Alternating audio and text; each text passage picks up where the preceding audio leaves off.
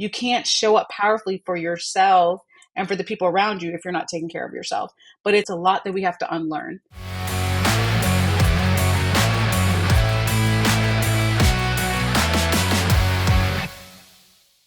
Hello, and welcome to the Mindset and Self-Mastery Show. I'm your host, Nick McGowan, and today on the show, we have Dr. Hammond. Dr. Hammond, how are you doing today? I am wonderful. How are you? I'm good. It's taken us a little while to get to this point. It's funny. So for the audience that's listening to this, we've had a bunch of technical issues and just BS. We've been joking and laughing through the entire thing, but it was like 2 minutes away from just totally rescheduling. So this is potentially going to be the best or the worst episode ever.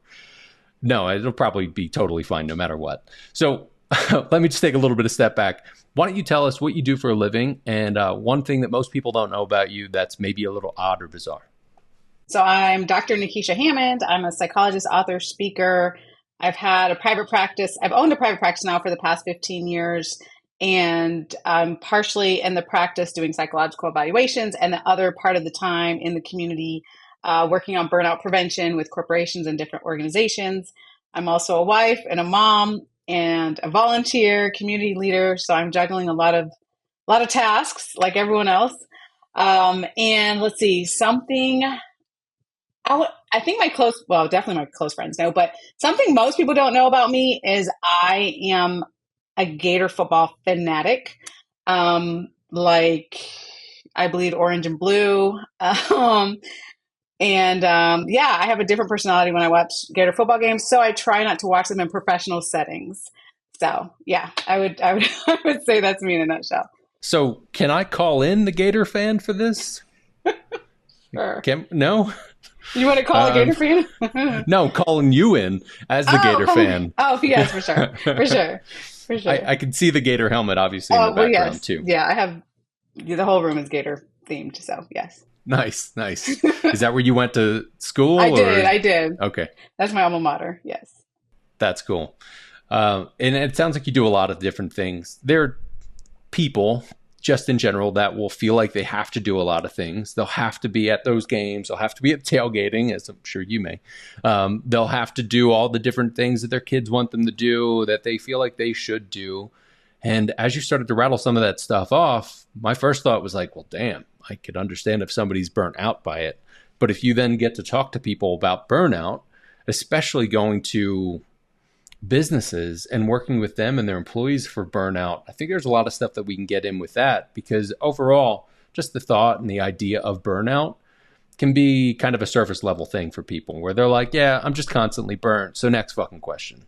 Or they're like, I don't know what else to do. This is just what I should do. So what is your overall take when it comes to just being burnout? Yeah, I love that. And when I speak about burnout prevention, it's really from a personal lens and professional lens. So yes, obviously I've been in the field as a mental health professional for 15 years now, but also personally, I totally get it.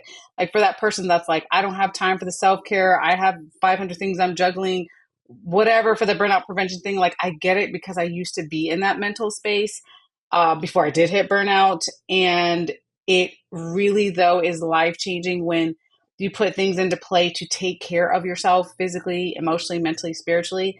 It's something that I, like I said, personally had to work on as well, because for me growing up, and I think for a lot of people, we weren't taught about mental health. We weren't taught about taking care of ourselves, right? Like it was just a go, go, go mentality, achieve. And like, I just remember, I'm like, what?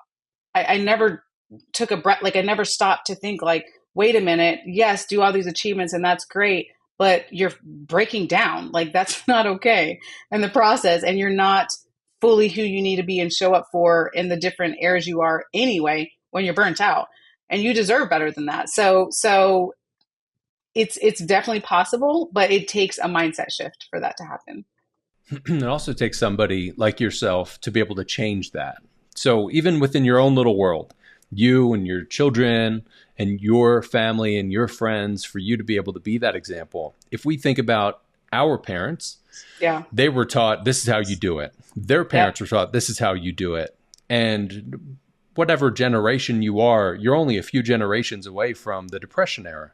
when Yep. people were like, you have to do things this way.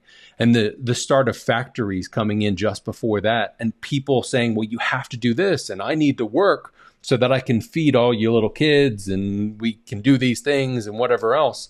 Yeah. I oftentimes will think about the way that I grew up. I had my mom and my dad separate, and I kind of had that rich dad, poor dad scenario, but it was more or less rich dad, poor mom. And a lot of it was the negative mindset of like, well, I have to do these things and it sucks, but I just need to do it. Yeah. And I think there's something to be said where you can take that as kind of a bit of an energy boost in a sense to do it. But it does take you or somebody being able to step back and go, oh my God, what do I really need to do this? Yeah. But I think that also brings in generational trauma at that point, because it's just been handed down, where people go, well, we all did this. We've all gone to Florida University, or we've all gone to whatever. Now you should do the same thing. How do you feel about that? Yeah. I'm really glad you brought that up, because it can be difficult, honestly, when we have to think about unlearning how we were raised sometimes, like how we were brought up. So for myself, I grew up in a single parent home. It was me and my brother at that time, and my mom, who worked multiple jobs because she was like, I need to, my kids have to have a good education, good place to live, and all the things, which I'm grateful for. But what that taught me was like, okay, just go, go, go, run yourself ragged, work, hustle hard, all those things. Like no self-care was allowed, no relaxation is allowed, but you burn out that way. Right. But and no matter how you're raised, like you have to unlearn some of the things. Just because your parents did it and your grandparents and your great grandparents did it a certain way, we're in a different time now, right? We're in a different time. So we have to do things differently. We're learning now more, yay, about mental health, about self-care. Like it's okay to take care of yourself and still thrive, still be successful. It's not an or. Like I was having a conversation once with an organization, and they were like, well, I won't say the name of the organization, but they were like, like it's this idea, which is not true, of like, well, if you teach about self-care, does that mean our employees are not going to work hard? And I'm like, no, not at all. Like, please work hard. I work hard still. I'm still juggling a ton of things, but the difference is now self-care is in place. So I don't burn out, because I have to be a wife and a mom and a community leader and a business owner and all these other things. And like, you can't show up powerfully for yourself and for the people around you if you're not taking care of yourself. But it's a lot, like you said earlier, it's a lot that we have to unlearn, like a lot from our upbringing. Even with the unlearning, it's not like every single thing that you've been taught you need to get rid of.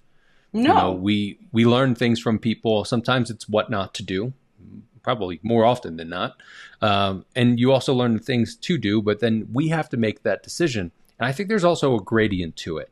Like, there are certain energetic types that really thrive almost in chaos, where like they have to have things being chaotic. Some of those people, I mean, if we really dug deep, it's because of the trauma they had as a child. Mm-hmm. And they feel like this is how I should do life and this is how I can win in life. But there are also the energetics that really actually thrive in, it's a tough spot, I can do this thing, and they can hit the ground running. Most people aren't like that. But most people feel like they need to be, because they see other people do it. And like you'd mentioned, my mom did it, my grandmom did it, this person's did it, all the way back to Roman times. They've all done it. It's like, that doesn't actually work for us. But we do need to actually see where that gradient is. Now, in the life that you have, doing all the different things that you're doing, if you take a step back, and maybe just using you as the example isn't the best thing here, but for anybody that has kids, has a career, has all these different things that are going on, being able to step back and ask yourself, do I want this? How do I feel about these things? But how do you work with people when they have to pull themselves out of that to then look at it from a third party perspective, which can be sometimes difficult when you're so inundated and so overwhelmed by it? Yeah. And I would definitely say you actually hit the nail on the head. The number one thing that I've seen as an issue, if I really look back over the past 15 years in this field, once I became licensed, 15 years in this field, is that people we don't take enough time to reflect, like taking the step back, because we're so in our situations, whether it's family, work, school, whatever it is, we're so in our situations, we're overwhelmed, we're stressed out. We're not taking a moment to reflect. So like you said, like these are three questions I often tell people to ask themselves, hopefully at least once a week, is number one, how am I doing? And be honest with yourself, because typically we're checking in with everyone else around us, but we're not checking in with ourselves. So you have to ask yourself, how am I doing? And then the second thing to ask yourself is, what do I need? So physically, emotionally, spiritually, mentally, we're all in different places depending on what's going on in our life. Sometimes we're at a really dark season. Sometimes we're at a joyous season, or somewhere in between. But what do you need? And then the third question to ask yourself is, what step do I need to take today in order to improve my life? And depending on your energy level, you might be at a point where you're like, I'm ready to take a leap, or you're ready to take a baby step. And both of those are correct. It just depends on where you're at. Like, how are you doing? Are you overwhelmed, stressed out, and frazzled? Maybe you could just take a baby step, or maybe you need to take a break, which counts too. Or are you at a great place and you have the momentum and you're like, I'm ready to take a leap in my self-care or in my physical growth, emotional, spiritual, mental growth? Both of those are the correct answer. But again, like you said, like it takes you reflecting on what is going on with you. And that's definitely, of the thousands and thousands of people that I've met, like from all over the world at this point, that is something that we're missing, is taking a minute and reflecting and checking in with ourselves. And let's break that down a little bit more, because it can be easy for you and I to have this conversation. It can be easy for whoever's listening to this to do whatever they're doing, to just listen to a conversation. Mm-hmm. It can be easy to just fucking talk about things, but it's not easy to do the work. Obviously, it's important and imperative for us to do the work, but we have to understand that it takes time to be able to do it. Oh, yeah. I've had conversations with people about this. We're like, look, man, if I just have this conversation, I just ask myself, am I okay? Or am I doing this thing or whatever? It's like, it's not going to fix me. I get that. The whole point is to be able to actually have those conversations and check in and work through it. But understand that us just playing on Instagram or screwing around watching TV isn't actually checking in with yourself and being able to work through it. So what sort of advice do you give to somebody that's trying to figure out, like, how do I actually work through these, and how do I peel out a little bit of time for myself without feeling shame from peeling something away from somebody else? Allowing yourself to have the mindset shift that you deserve to have emotional health. You deserve to be emotionally healthy. You deserve to have joy. You deserve to be happy. For some of us, we are struggling with self-love, which could deal from childhood trauma or something that happened even yesterday. Like we're dealing with worthiness issues and self-love and all those sorts of things. But it makes such a huge difference when you work on taking care of yourself. So another concrete thing that I encourage people to do is what I call take a minute for yourself daily, a minimum of a minute daily. And you can even time yourself with your cell phone, like 60 seconds, because I started like this as well, because I was in a place, a mental place where I was just like, I don't have time for this. I don't have time for self-care. Like, it was just, that's what made sense to me back then. But I was like, okay, fine. I have 60 seconds, right? So you take a minute. And whether it's, taking a walk outside, I love nature, so I love being in nature, but whether it's watching the sunrise, the sunset, drinking a cup of tea, I'm a tea drinker, prayer, if you believe in that, deep breaths, whatever it is for you in that 1 minute, what that does is, no, it's not going to solve all your problems, but you start to retrain your brain. So your brain understands you deserve and need to reset and recharge. You need the downtime. Your brain and your body do not need to be in a constant state of fight or flight. Like it is so unhealthy, physically and emotionally unhealthy, to constantly be and like, what's next? What's next? What do I do? What's on the to-do list? I got to do this. I got to do that. Like it will ruin your health if you stay in that state. But again, starting with taking the minute to reset and recharge is like a tangible thing that you can start with in order to start seeing the improvements that you need. We sometimes forget that we are a machine. Like, the organism needs rest. We don't always get the rest that we need. Even if we sleep, we're not always getting the rest because we're stressed or what have you. But I at different times will think about, like, if I leave my computer on for a few days, it'll start to just slow down. If you leave your phone on, you really need to turn these off and reconnect them to the network at least once a week. But if it just keeps getting bogged down and bogged down and bogged down, then you have problems. And we forget about that as people, where we're like, no, I'm good, just keep moving along. And it's like, it just gets worse, worse, Yes, worse. it does. But taking the 60 seconds is, again, an easy thing for us to talk about. It can be hard to be able to put that stuff into use, but being able to, that's where the discipline comes into play. And look, I've had my own problems with that, where I've tried different things. I've had hour-long or 2-hour-long whole routines in the morning and at night, and then some that are not at all. But it's funny, I was actually having a conversation with my mental health coach where we were talking about the little routines that we do, like meditating. Yes. Or journaling, or whatever the thing is that works for you. I try to at least meditate for 5 minutes, at least 5 minutes. I'm typically a lot better between 10 and 20 minutes 2 times a day, but sometimes it doesn't happen. But being able to actually spend that little bit of time, again, the conversation I was having with my mental health coach was like, isn't it funny how when we don't do those things, that's typically a rough day. Yep. But when you do those things, you're like, oh, I feel a little better. So even just taking that moment, and that's for each person to be able to figure out, where do you take that moment? Now, you've got kids, you've got a family, you've got friends, you've got responsibilities and community, you've got a business, you got all these things. To some people, hearing just a list of stuff like that makes them just want to pour a drink. So how do you find the time? Yeah. I love how you said that. And it does feel that like that some days. Like, it's just like, wait, what? Like, I look up, I'm like, wait. Oh my God. Oh.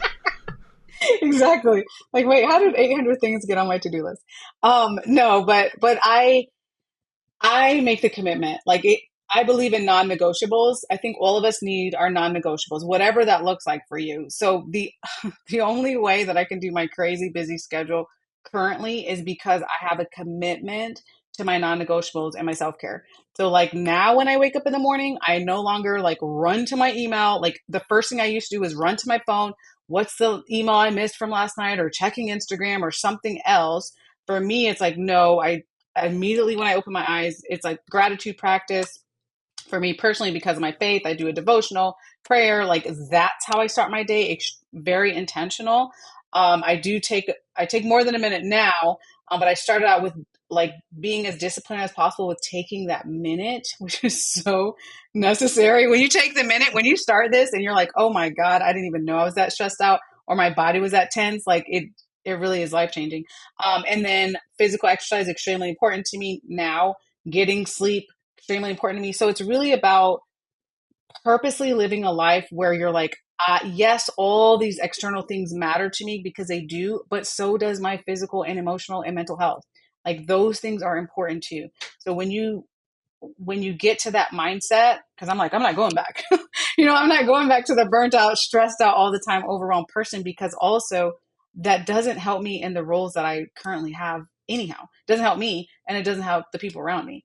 So that's how I quote unquote do it all, is like, what is making sure I have my non-negotiables, setting my boundaries, and doing my best to live a very healthy life. And you still have days. Rough days. Of course. Oh, everybody yeah. does. Oh, yeah. Oh, yeah. Those days are still there. Yeah. It's not a perfect life for sure. Yeah. No. The reason why I bring that up is so that we can talk about, like, there are times where I'm sure both of us have those days where you're like, damn, I should have done this differently. I should have done that. But still showing grace to yourself and being able to understand, like, all right, well, do what you can in the day that you have. Be present, but then also try to figure out little systems for yourself. Like if it's a matter of, look, I have to get up and not instantly just look at Instagram or whatever it is, then maybe you actually need to look at how you're relating to those things. Like I'm no longer on social media active in the way that I was before, because I used to do the same thing. I would just instantly wake up and next thing you know, I'm like 15, 20 minutes into Instagram. I'm like, how the hell did I get here? I need to go to the bathroom and brush my teeth and like do life, you know? Yeah. But being able to set yourself up to not fail as often may just look like moving your phone. Yeah. Or figuring out a way, like, how do I do this? What do I do to be able to get myself out? If you have pets, it's an easy way. You just go walk them or what have you. But are there little things that you figured out for yourself that work with how you are and who you are to be able to make sure that you do those things more consistently? So I make it a point, for example, so I travel a lot. I'm going to different cities and whatnot with speaking engagements and different work projects. So I'm a window seat girl. But I make it a point. I'm like, okay, open the window, like look outside, like, just really take a minute to like observe nature. Like, 'cause I'm a nature lover. So if it's a sunset or sunrise or there's just clouds or wherever it is, like, but it's just being intentional. And that's just a small thing, but it really does like, okay, just reset, recharge for a second. Like even if I'm on the plane or, the same thing with the mornings. Like there's no morning that I want to miss because I need to start my day with some inspiration and motivation, honestly, because some days, like you said, like they're rough, like they're hard and it still is, you're overwhelmed, you're stressed out, but it helps a little bit more often to put something into place to almost like buffer it so it doesn't feel as heavy. It's still heavy. Whatever you're going through is still heavy, but when you put certain things into place, um, it can make it a little bit easier to get through. And if we think of those things that you do, that's almost like a doorway into the other things that can help you also heal. Just like spending that time to go, oh my gosh, and I didn't know that I was that stressed out or that Oh, my yeah. body is like screaming. Like, can we finally just calm down or thank you or what have you? And being able to actually step through those. So I think Yeah. that's a thing that we can all remind ourselves of. Even if this sucks to do this thing, you don't want to do it. You're just trying to figure out what's the thing that's right for me to do. The more that we do those things, the more that we're opening ourselves up to what else is deeper. Like our subconscious will start to talk to us about that and say, this is what's going on, but we've got to be part of that. And when you work with the clients specifically that are not just burnt out, but there's deeper reasons why they're burnt out, how do you work with them to be able to understand that the burnout is just a symptom? It's really deeper problems that maybe aren't being looked at that subconsciously they're terrified to look at. Like, how do I get out of this career? Or I don't want this relationship, or I don't want to do this thing, but they're afraid to do that. So they just keep perpetuating the burnout. How do you work with them on that? Yeah. Yeah. Great question. So there are some organizations that I speak with where people are vulnerable, which is great, and start to express. Sometimes people know what their burnout is connected to. And again, it could be something when they were growing up, learning they're not good enough, or they're not fill in the blank. They're not pretty enough, or they're not their size or their height. Like there's all sorts of different things that we start off with telling ourselves why we're not good enough, or we're not worthy of self-love, or we're not worthy of taking a break, those sorts of things. And then we learn that and have to unlearn that. But what I always encourage people to understand is that you don't have to go through this process alone. So if you know that there's a deeper issue going on with you, there are so many individuals who are that can be helpful to you.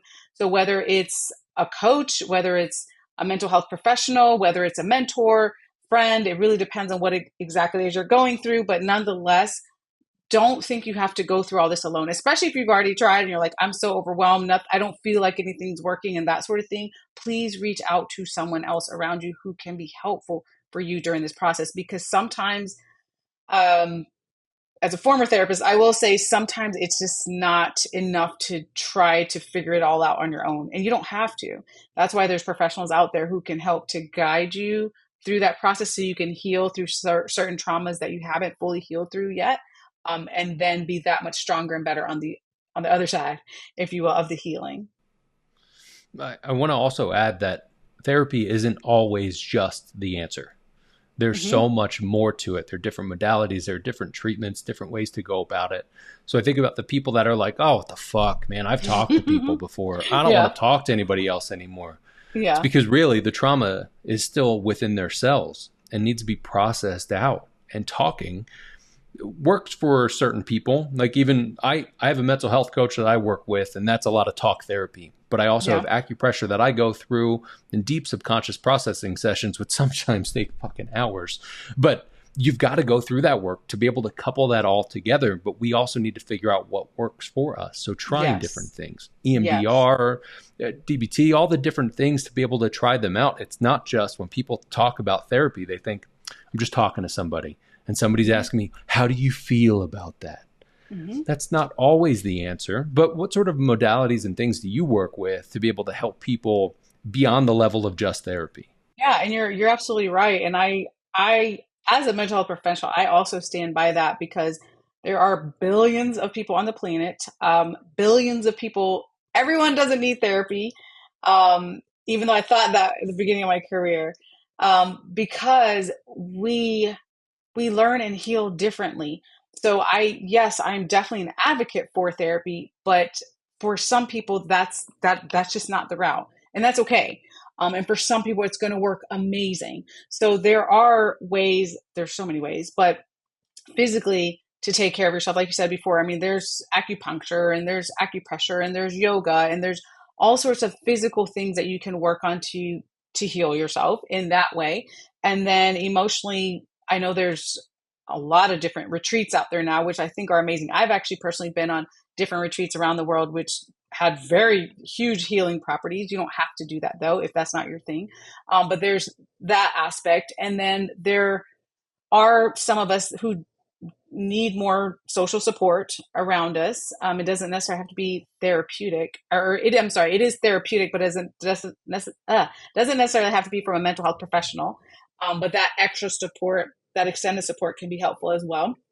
Um, but there's a lot of, I mean, there's apps now, like there's so much that's out there. It's just the most important thing again is taking a step back for you and knowing like, what do you need? Like, how are you doing and what works best for you? And like you said too, sometimes you have to try different things and you're like, I tried this. Nope, that doesn't work for me. I know for myself personally, when I read a lot of self-help books and they're like, just wake up at like the crack, like 4 o'clock in the morning and start your day. I'm like, not for me. Like, I'm not a morning person. Like, I want to read the book for the night owls, like I'm not going to try that because I know that's not going to work for me.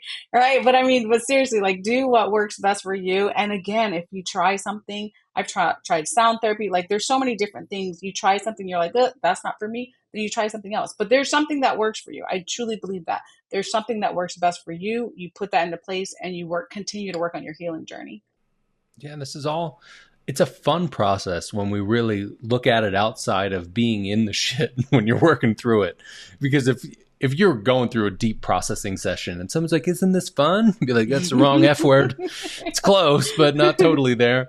Because it can be tough. There's a lot of stuff to go through, but figuring out like, let me try this. Let me work on this. Let me try this thing.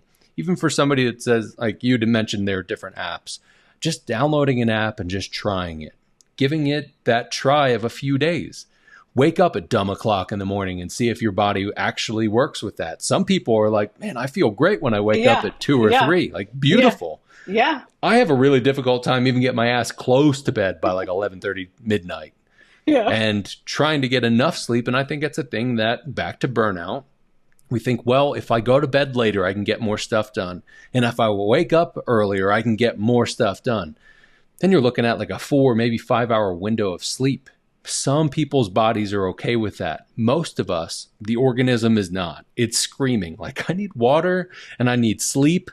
And what is your problem? Why aren't you giving me these things? But just to test that stuff out can be huge. Are there things that you've found that really have helped the majority of the clients that you work with to kind of take that next step? Yeah, definitely. And I'm glad you mentioned the sleep. Sleep is so critically important. I say that as a person, like you said earlier, I used to purposely, highly would not recommend it, but get like 2, 3, 4 hours averaging of sleep. I was exhausted. It led to brain fog, couldn't concentrate. I can go down a whole list of things that happened, but in my mind, it made sense. Like, because I was like, oh, let me be more productive and let me, sleep later, like hustle hard. Like it was ridiculous. And I'm like, no, that's so not healthy. So doing your best, if you have to reach out to a sleep specialist, because a lot of people I talk to struggle with sleep, struggle with turning their minds off, if you will, at night. And what that leads to, though, is restless sleep. You're not getting good quality sleep. It definitely affects your physical and mental health. So again, if you need to, well, try on your own to get sleep, but if that still doesn't work, like connecting with a sleep specialist to see what is the best route for you, and on the physical level too, because that it all goes together. The physical affects the mental affects the physical. It all goes together. It's a cycle. Yeah. And if we look at, all right, well, I'm getting a handful of hours of sleep and I'm still feeling stressed and whatever. And I've done the same thing. There are times where I think about, I had a colleague I worked with years ago, and she was like, you're always running around, you're doing all these things. And like, my God, what do you do? I was like, well, I get 4 hours of sleep and drink too much fucking coffee. And off I went. And it hit me years later. I was like, oh my God, gross. But that was for me to be able to learn through that and figure that out. Yeah. If we're going to bed and we're only getting a handful of hours of sleep and you're not actually getting restful sleep, that's where you can figure out, oh, maybe I need to meditate for a minute, 2 minutes, just turn everything off. That can shift it. But that's, again, part of that discovery process of like, what's going to work for me? And I'm really glad that you mentioned when you first started that therapy was like, this is the savior in a sense. Yeah. I believe it in my 20s. Oh, well, I mean, we all kind of look at what's the thing where we go, cool, this could be it. And we also want to look for the savior in a sense, and not to bring faith into it, but there's, or religion specifically, more so faith, the faith of having, I know that I'll be okay. I know that this will work out. And if you believe in God or you believe in the energy or whatever you believe in, just understand that good things are happening for us and we get to do this, but we also get to look through and see, how do I work with this? If somebody just says, go talk to somebody and that doesn't feel right, you've got to understand why it doesn't feel right. It might just be a weird thing because somebody when you're 8 years old told you, we don't talk to people. But it might be a weird thing because you're terrified because of the stuff that you go through. So once you get somebody that's actually in that spot where they're like, look, I want to heal. I want to grow from this. What sort of path do you take them on to be able to figure out what helps them grow for them personally? Yeah.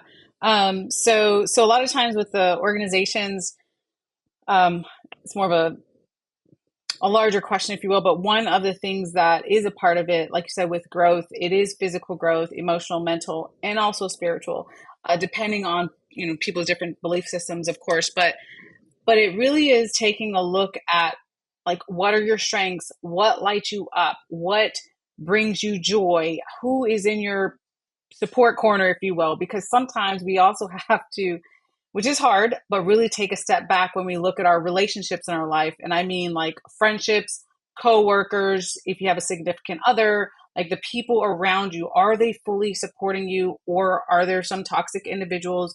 How do you change the amount of time sometimes that you spend with certain people if they're not uplifting and motivating and inspiring you?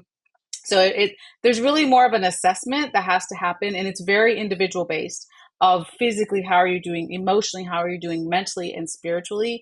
But I will say that the support piece is also really, the social support piece is also critically important. And actually last year, the U.S. Surgeon General, he put out a report that loneliness, there was like a loneliness epidemic that was happening, and how loneliness, usually he's talking about like smoking and diabetes and all sorts of physical issues affect us physically, but loneliness can also affect us physically and emotionally, and like really tear us down where we're not connecting with others in the way that we need to. So again, taking that assessment too of like socially, how are you doing and how are you connected with others? And for anyone listening to this who right now is like, maybe there are some toxic people in your corner, just know too that there are a lot of people in the world who want to support you, who care about you, who are good for your mental health. It's a matter of being connected and finding those said individuals, though. And that takes the steps to be able to actually start moving in that direction and look at those things. It's interesting about the loneliness. I think that's a symptom of the pandemic that happened 4 years ago. Mm-hmm. It got worse after, yes, for sure. Yeah. And it's also a symptom of social media and the surface lives that we see where we go, oh, well, these people are doing all these crazy, amazing things. Like I was talking to somebody recently where it was like, even the curated people that have cameras following them around, they're curating that. They're showing you what they want to show you. And the people that are trying to be authentic, I think that's where this platform, not just my show, but podcasts that are like this is a fucking live conversation. Those of you that'll listen to this, it'll be down the road, but this is live. Like, this isn't curated as much. Yeah. And then I think understanding from our own person that we want to curate things, we want things to be a certain way, maybe because of a generational trauma or how you feel life should look because of what somebody else said. But we need to be able to step back and look at those things. It can be difficult to do it. I'm glad that you've been able to talk about not only the stuff that has worked for you, but that you've been able to talk in front of and inspire a lot of people to actually start to look at those things from a personal lens instead of how do I do this as a community or what have you. For the people that are trying to figure out how do I go about this, what sort of advice do you give to somebody that's on their path towards self-mastery? Yeah, oh, that's great. So definitely taking the steps, asking yourself those questions, as like related to how are you doing, what do you need, what steps do you need to take. Again, who is it for you right now that, and maybe you have this person already in your life. Maybe you're like, I have a rock star therapist, or I have a rock star significant other, or coworker, mentor, coach, whomever it is. Maybe you already have those people.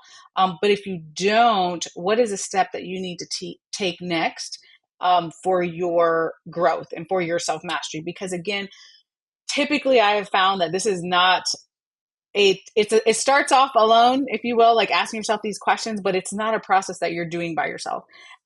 Where I'm at now, thankfully, and extremely grateful for in my physical, mental, emotional, and spiritual health, is I didn't do this alone. So I have amazing mentors still, great coaches, great communities that I'm a part of. Like, we are just positive people, kind of cheering each other on, helping each other in business and personal life to kind of get through and navigate. But it really does take a larger community, but finding the people for you who make sense to move you forward in the direction of the self-mastery and the healing process that we all are on.